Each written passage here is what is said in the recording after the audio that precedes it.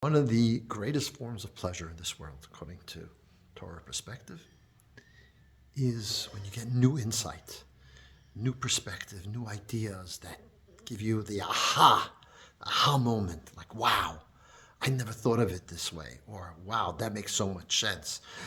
This really explains something about my life, about the world, about Hashem. It's called the aha moment in learning. When you learn with the aha moment, that's like exhilarating. Could be exhilarating. This concept calls into question the interesting beginning to the second portion of this week. Im b'chukotai telecho. The Torah says, the literal translation is, if you will walk in my statutes. Normally we say statutes are those mitzvahs that are beyond logic. Rashi tells us, because the next few words are, Ves mitzvah tishmeru, you will keep my mitzvahs. So then, b'chukoisei can't be mitzvahs because we're saying mitzvahs right afterwards. So b'chukoisei says Rashi, shetiu amelim b'Torah, that you will toil in the study of Torah. So the Torah is telling us, you want blessings in your life, you start with toiling in the study of Torah, and then keeping the mitzvahs. Why this expression, toil in Torah? Putting effort and work and laboring. Why don't you just simply say, learning Torah? We're coming to the holiday of Shavuot. We're blessing this Shabbat, we're blessing the new month, and the third month of the year is the month of Torah, when we receive the Torah on Mount Sinai. The holiday of Shavuot is about Zman Tereseinu, the time that we receive the Torah. So we have to think of the approach to the study of Torah. And here we say that it should be out of toil. It's an interesting thought. People think that you work hard for that which you love. But the truth is, you love that which you work hard for. When you toil in the study of Torah, the Torah becomes ingrained within you. Chukotai also means engraved. There's a difference between ink on parchment and a stone that's engraved. It's one with a stone. We want Torah to become one with us. For that to happen, the way we're meant to approach Torah is with toil. What does toil mean practically? Number one, it means, I remember my father coming home from a long day's work and opening a Talmud, opening the Gemara and sitting with a large Gemara at the table and falling asleep. In other words, he's studying late at night when others would just want to go lie down to sleep, but you steal some time from your sleep time to study Torah, even when you're tired, even when you're exhausted. That's one aspect in the study of Torah, in the toil of Torah. Another is very important aspect in the toil of Torah is, how deep do you learn? The concentration, the depth of understanding. Some people, you could study Torah, easier stuff, stories, midrashim. Or am I going to study Talmud and try to study Talmud in depth and understand it well? It takes a lot of, sometimes some parts of the Talmud are quite difficult to understand, and you need to work hard.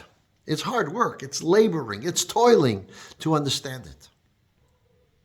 But the benefit of that is that the Torah you're learning enters into the grooves of your brain that you never knew you had.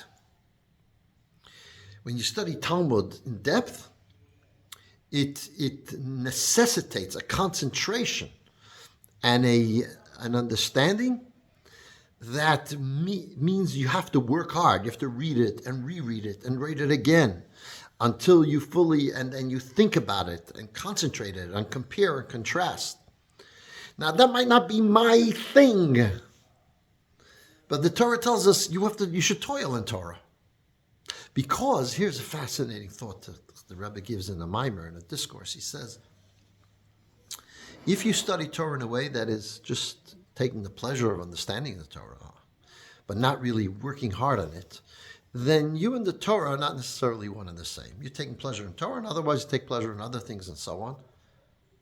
But if you work hard in the study of Torah in the way that you're toiling at it, that takes a commitment. That takes a certain, what's called Kabbalah Dol, accepting of Hashem's yoke. I'm doing it because it's God's Torah. And when we do that, we enable ourselves to go beyond ourselves. When we understand things the way we understand it, we're within the framework of ourselves. If we want to go beyond ourselves and connect to the infinity of Torah, when we toil in Torah, and we kind of give ourselves over, so to speak, to the giver of Torah, then we reach a state of the infinity of Torah. That's what we're doing when we're toiling in Torah. It's an interesting halacha. It says as follows: You mevatlin Talmud Torah kriyas Megillah, which means that someone who's studying Torah all the time, it's a mitzvah. Normally we have the rule you don't nullify one mitzvah for another mitzvah. So we say you nullify the mitzvah of study Torah to hear the Megillah on Purim. The question is, hearing the Megillah on Purim, that's also Torah. Hearing the Megillah is Torah. And the answer is, when you're capable of learning at a much deeper level, and instead you learn at a lesser level, that's considered a waste of Torah study. If you're capable of going deep, you need to go deep. If you're capable of understanding the perspective of Hashem in creation at a deeper level, then that's what you should be doing. So there is the element of the study of Talmud. There's the element of the study of Hasidic philosophy, kind of the mysticism. They take different parts of your brain, but they're in depth in different parts of your brain in a huge way. Whereas you can listen to the story of the Megillah, which is nice. It's a study of Torah. But it's considered, if you're capable of going deeper for you, it's considered wasting your time. It's because you have to go as deep as you're able to, and then some. And that's what the Torah is telling us. You want to telecho, you want to walk. In other words, you want to grow. You want to become beyond yourself. You want godliness and yourself to become one, b'chukaisai, engraved. You need to toil in Torah.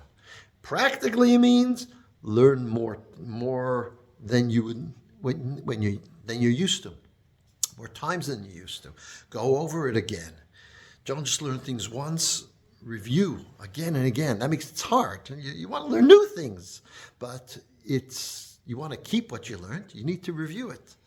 You review it again and again, and you learn things that you say, "Oh, that's not my realm." Okay, spend most of your day in those things that are your realm, or most of your time that you study, but you should also nibble or get involved in other areas of Torah study so that it is fully toiling in Torah, and then Hashem promises us to give us all the blessings of the beginning of the Parsha, everything to take care of us in all our needs, our health, and our well-being.